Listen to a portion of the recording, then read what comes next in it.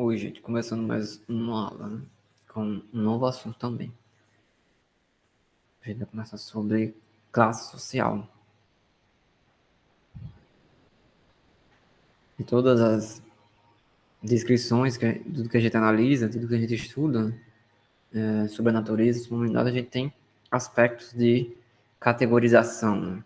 E dentro das próprias evoluções sociais, que envolve também questões técnicas e econômicas, tem a questão da classe social, que, como vocês estão vendo já projetado na tela, classe social é um conceito da sociologia que se refere à divisão socioeconômica do mundo em um sistema capitalista.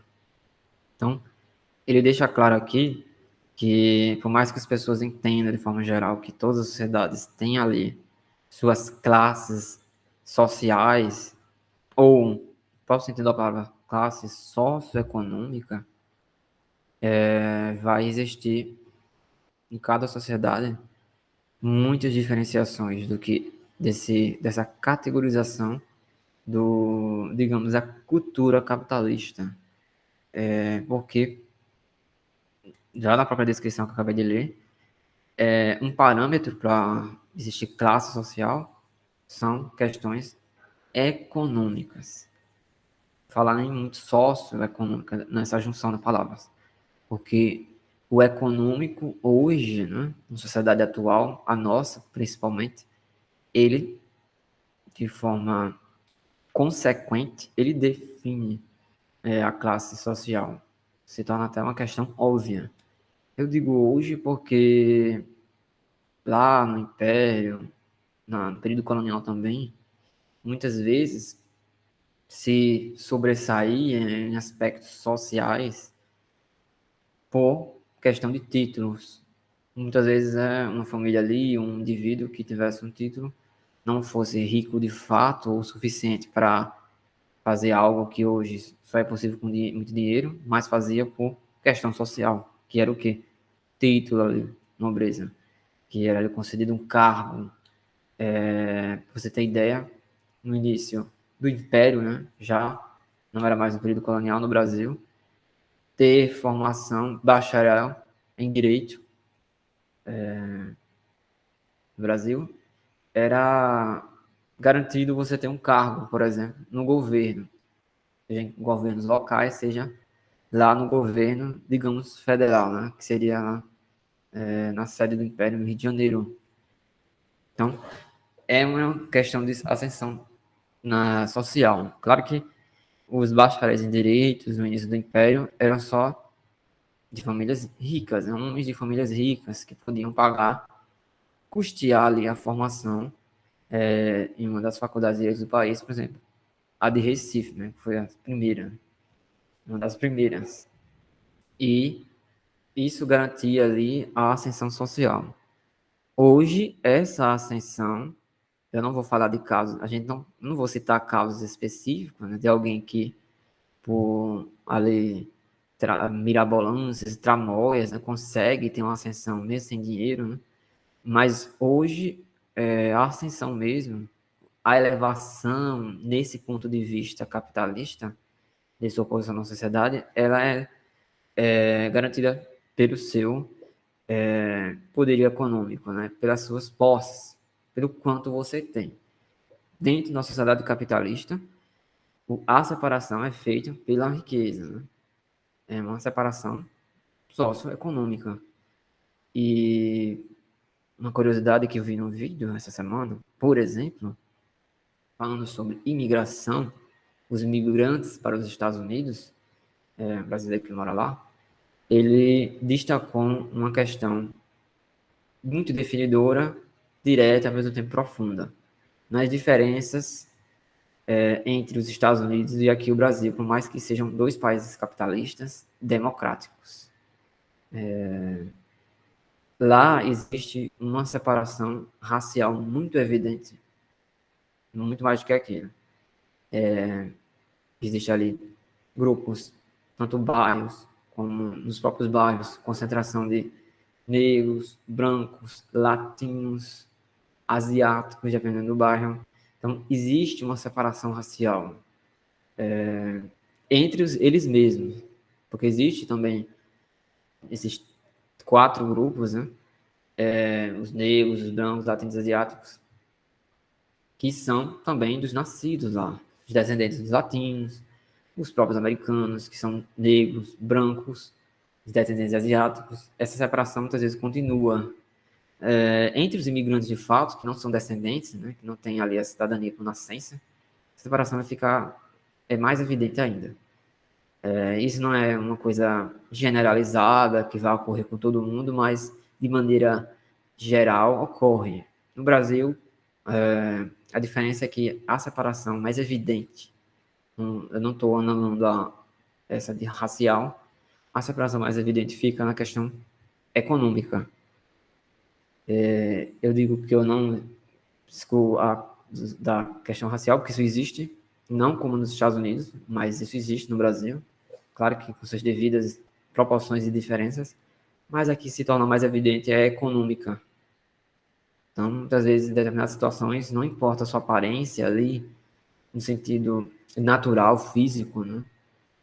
Se você demonstra que tem dinheiro, ou as pessoas já sabem que você tem dinheiro, você é automaticamente aceito, né? Na velocidade da luz, digamos assim.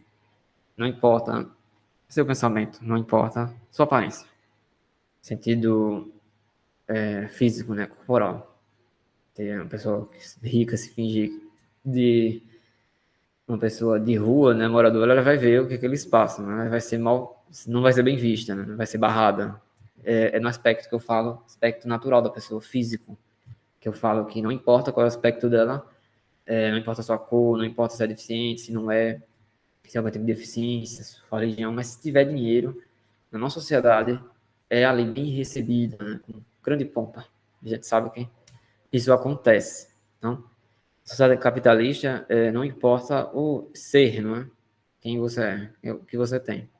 Nessa classificação socioeconômica. Não estou falando entre as pessoas, estou falando na sociedade geral, somente no comércio, nas relações comerciais, nas relações financeiras, nas relações socioeconômicas. Então, continuando. Já deixando claro novamente que a classe social é um aspecto capitalista. Há uma hierarquia de grupos sociais. As classes, que possuem diferentes importantes e ocupam diferentes cargos dentro da divisão social do trabalho. Quando eu falo de divisão social do trabalho, ali temos a divisão da chamada classe trabalhadora, né? Seja os informais, sejam os chamados assalariados, no salário mínimo, seja os que ganham vários salários mínimos. Não importa ali se ganha 1.000, 5.000, 10.000, às vezes 15.000, 20.000. Muitas as pessoas acham que quem ganha 10, 15, 20 mil é uma pessoa rica. Claro que ela vive muito bem. Pode ser considerada rica, a maioria das pessoas, mas quando existe essa divisão do trabalho, social do trabalho, a gente vai ter a classe trabalhadora e teremos os ricos. Existe, claro, cargos que a pessoa tem ali um salário, mas às vezes executivos ganham milhões. Ele é um rico ali. Está dentro do topo ali da classe, da divisão social do trabalho entre todas as classes. Temos a classe trabalhadora e temos a outra classe que está no topo das camadas do mundo aí do trabalho, no mundo corporativo, executivo, né? A gerência, a presidência das empresas, os altos executivos, que são essas pessoas que determinam o que ocorre com o resto, no sentido de uma corporação, de um trabalho, das medidas de demissão, de aumento ali de carga, de horário, enfim, não vou entrar em detalhe. Essa divisão social do trabalho tem a ver também com a formação, as experiências, capacitação técnica, os diplomas, os títulos, e isso a gente sabe que quanto mais específico é o conhecimento, mais vai estreitando, né, as pessoas que não são da camada social mais elevada, né, possuem, né? Vai ficando cada vez menos pessoas das camadas mais baixas tendo conhecimento específico, conhecimento elevado, conhecimento muito requisitado por várias empresas. Então, a maioria das pessoas que têm esse conhecimento são pessoas que têm uma condição social avantajada, digamos assim, melhor. Porque, muitas vezes, na fase, digamos assim, estudantil, a pessoa pode se dar a escolha de não trabalhar, sim, apenas estudar. Quando já é adulto, né, continuar estudando, longos estudos, tem ali uma formação profunda, específica, e que garanta ali uma posição privilegiada ali, seja qual for a empresa, né, seja qual for até o setor governamental. E isso vem desde aquele exemplo que eu falei lá do Império, né? Quando eu falei dos bacharéis em direitos, que era garantido cargos públicos, que era uma minoria que se formava, homens ricos, filhos de fazendeiros, né? Os coronéis, filhos de pessoas que tinham títulos nobres, por exemplo. E hoje, claro que com suas devidas diferenças, né? Suas devidas proporções, isso é garantido com a dedicação mais profunda aos estudos, o acesso a determinados tipos de conhecimento, a determinados tipos de ferramentas. Às vezes, formação fora do país, né? Quando a gente vem para a nossa situação, a gente vai ver filhos de certas donas de empresas, né? Grandes, vai ter formações ali, nos Estados Unidos, na Europa, e isso é garantido com um bom investimento financeiro. Quando eu falo bom, alto, elevado. E isso, poucos têm a oportunidade, né? Poucos têm a escolha. Então, a gente pode falar em escolha, a gente separar, né? Uma camada quando a gente fala do trabalho e da educação, os que têm escolha e os que não têm escolha. Pode ser três níveis, né? Os que não têm escolha nenhuma, o que tem algum nível de escolha baixo, né? E os que têm escolha em qualquer situação, né? Falei até na aula de filosofia, por exemplo, para vocês, sobre as questões de direitos humanos, garantia de viver, né? Quando eu falei da sobrevivência, que quem tem seu dia a dia e a sua rotina diária é para garantir sua sobrevivência, não lhe sobra escolhas fora disso.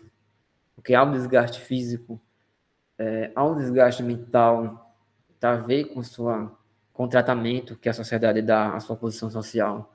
Há um desgaste de todos os sentidos, todas as direções. E não lhe sobra muitas escolhas. Muitas vezes, certas escolhas que eles são apresentadas para sair daquela situação, ao primeiro ver, é humanamente impossível para ela, né? Claro que existem alguns exemplos de pessoas que garantiam sobrevivência diariamente, que fizeram isso ou aquilo, saíram, mas não é regra. São a minoria da minoria da minoria. São poucas pessoas que conseguem, mas com muito esforço, que muitas pessoas não conseguem ter. Então, a gente não pode generalizar, né? Então, esse exemplo que eu falei, né? Não se dá escolha, né? Seu contexto de vida muitas vezes não lhe dá escolha. Muitas vezes dá escolhas extremas, né? Para querer sair, escapar, né? Como eu falei na aula passada, na aula de filosofia. Você não sai do contexto de vida de sobrevivência, você escapa, você foge. Então, voltando para nosso assunto, é questão de escolhas. Então, a gente pode classificar níveis sociais dentro do trabalho dos que têm escolha, pouca escolha ou escolha nenhuma. Então, nessas oportunidades, elas são definidoras, de maneira geral. Elas definem ali seu tipo de trabalho, sua remuneração e, consequentemente, seu estilo de vida. E no sistema capitalista, essas engrenagens, digamos assim, socioeconômicas, elas garantem essa manutenção, né? De que, de maneira geral, não vou dizer que consegue escapar também, né? Vai garantir que as pessoas continuem sempre ali na mesma classe, no mesmo estilo de vida, e que, quando a gente vai falar da classe mais elevada, socioeconomicamente falando, né?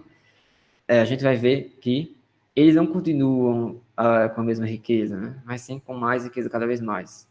Que era acreditado, né? As pessoas cada vez mais, os pobres cada vez mais pobres e ricos cada vez mais ricos. E isso ficou muito evidente aqui no período da pandemia, que muitas pessoas, não só a camada mais pobre ficou mais pobre, mas pessoas perderam seus empregos, pessoas que não eram pobres ficaram, diminuíram, né, seu poder aquisitivo, e os ricos, mesmo os mais ricos, ficaram mais ricos ainda. Claro que a gente pode também ver ricos que deixaram de ser ricos por causa do comércio, né? Mas os mais ricos, quando eu falo do mundo, no nosso país, principalmente, eles vão lidar com vendas, com empresas, com o mercado virtual, é que ficaram mais ricos ainda. Então, essa desigualdade aumentou mais ainda. E em situações normais, ela aumenta, principalmente em países não desenvolvidos como o nosso, subdesenvolvido. Eu digo, já foi um país em desenvolvimento, agora está subdesenvolvido. Temporariamente, né? A gente espera que ele volte a desenvolver-se. Principalmente um país que não é desenvolvido, essas diferenças elas sempre aumentam. Então a gente tem pessoas sobrevivendo de um lado, literalmente, muitas vezes, e do outro, ali separado por um muro, pessoas que vivem sobre excedência, sobre excesso. Vivem do excedente. Excedente é que sobra. Sobra tudo. Porque luxo, né? Hoje, no aspecto capitalista, conforto é algo que excede, é excedente. Até no sentido do luxo, luxo é algo que a gente não precisa. É algo para o uso em específico mesmo, prático é algo desnecessário. Isso eu vi de uma própria pessoa que é especialista em luxo, né? Ela classificou como algo que nós não precisamos. Então, literalmente as pessoas ricas, a maioria delas, não vou dizer todas, né? Vivem sob uma vida desnecessária, se fosse assim, se fosse sobre se não precisar, sobre coisas, gastam muito dinheiro sobre algo que é ali muitas vezes desnecessário. É desejável. É igual quando a gente estuda o amor deseja algo e quando consegue, aquele desejo acabou. Então, quando acaba ali o desejo, você vai querer mais, mais, mais, mais. Então, o desnecessário sempre aumenta. Então, saindo dessa descrição específica, vive do excedente. Uns vivem, sobrevivem e outros excedem. Então, isso é muito evidente na nossa sociedade. A sobrevivência e o excedente. O próprio governo, nosso país é um país rico, em que a população não é rica, no sentido de qualidade de vida, não vai ser todo mundo rico, óbvio, mas qualidade de vida, acesso a tudo. É um país rico, mas que excede em várias coisas que deveriam trabalhar para o bem comum.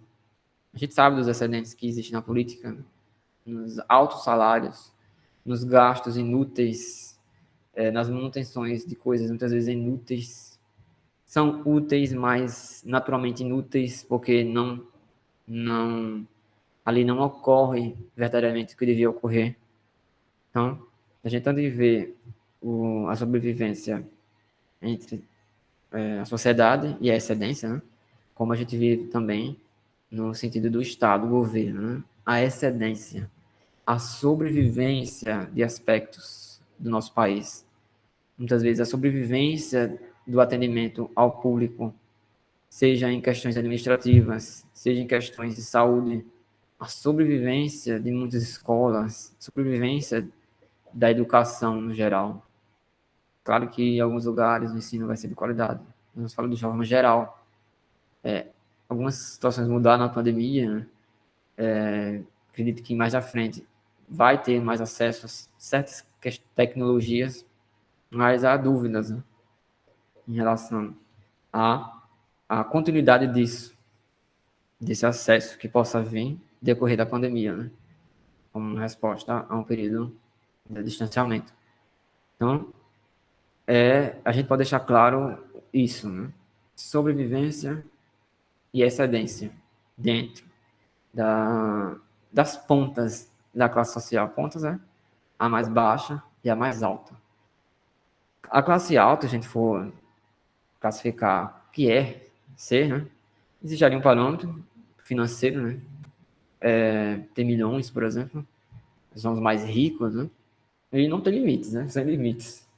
Porque muitas vezes existe a classe A, B, C, D, E, classe baixa, classe média baixa, classe média alta, classe alta. Existem parâmetros específicos para todas as classes. Até quando chega na classe alta, como as pessoas costumam dizer, céu é o limite. Não tem limite. E esse limite, esse sem limite a gente vê que é óbvio, como eu falei no Brasil, né? Cada vez maior.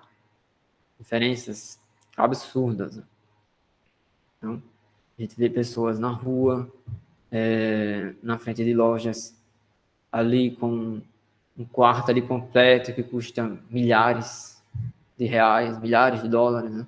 Você vê esses choques, essas diferenças, principalmente nas sociedades capitalistas. Não vou entrar em mérito ou demérito, né? Mérito é favorecer e demérito é desfavorecer. Capitalismo, socialismo, só aqui para falar sobre eles, né? E a gente, no próprio estudo de cada um, se levantam os aspectos positivos e negativos. Quando se pende para um lado, se vai destacar os aspectos, obviamente, negativos do outro. Ah, que no capitalismo é isso ou aquilo. Ah, que no comunismo é isso ou aquilo. Socialismo é isso ou aquilo. Sobre aspectos, exemplos reais que já aconteceram e sobre aspectos teóricos. Aí ele fala essa questão de divisão do trabalho. Né? Chamamos de estratificação social o fenômeno que permite essa divisão. E já finalizando a minha fala aqui, classe social para a sociologia. O conceito de classe social passou a ganhar destaque na sociologia ainda em seu período clássico, que é no século XIX, período em que a sociologia foi criada, na formação e na divisão das ciências sociais e humanas, ciências humanas. O filósofo, sociólogo e economista alemão Karl Marx dedicou-se a estudar o fenômeno das classes sociais e a interação entre elas. Ou seja, como a comunicação, né, os também conflitos, né, está inserido na comunicação, se dava entre essas classes tão distintas. Né? Tem ali, na visão de Karl Marx, na visão dos socialismos, os explorados e os exploradores. Também, a gente, nesse período aí, se a gente pegar uma visão marxista, a gente tem esses dois lados também, né? Os explorados e os exploradores, é como falei. Os que têm escolha e os que não têm escolha, né? Como falei hoje, né? Dentro da sociedade atual moderna. Então, ele deixou claro também, dentro da questão do trabalho né? O proletariado, né? Os trabalhadores e o dono das máquinas. Né? Tinha o que só vendia sua força de trabalho, né? Enfim, a gente vê que só vende o tempo mesmo. E os que compram esse tempo, essa força de trabalho. Aí, entrando em específico na questão dos ensinos de Karl Marx, que eu não vou entrar, que é essa questão para história, por exemplo, ele teve ali a classificação ali, uma delas, do trabalho, ele fala da mais-valia, por exemplo, que se aplica até hoje, né? Em que o trabalhador vende sua mão de obra, seu tempo de trabalho, e com pouco tempo ali, dependendo do que ele produz, ele paga o seu próprio salário, o resto ele trabalha para a empresa, né? Para o empregador. Então, é isso que está o maior lucro, se for fazer por esse ponto de vista. Claro que depois da venda, né? Esse lucro é obtido, mas o maior lucro está ali no excedente, na mais chamada mais-valia, né? No que excede após o próprio trabalhador, né, pagar o seu salário. Quando, por exemplo, ele fabrica, ele ali manufatura, ele faz ali pares de tênis, por exemplo, que custam R$ 200. E ganha ali 1.200, por exemplo, e com 6 pares de tênis que ele faz, né, no período da manhã, ele muitas vezes já paga seu trabalho. Vamos ver com o lucro, né? Vamos supor que é para fazer 3 vezes isso, já que o lucro não é o valor final total. Então, 1 dia e meio, ele paga o trabalho dele. Ou na própria visão do valor final, ele paga com uma manhã, né? O resto ali dos dias, dos meses, vai para a empresa, né? Vai para os seus empregadores, os donos. Então, por causa do tempo, finalizando aqui, essa questão da mais-valia, a gente continua nas próximas aulas, né? Não dá para terminar isso em 1 ou 2 aulas, esse conteúdo. Então, a gente dá continuidade com os avanços dos estudos sociológicos, né? E do marxismo na próxima aula, gente. Até a próxima e a hora dessa presença de todos.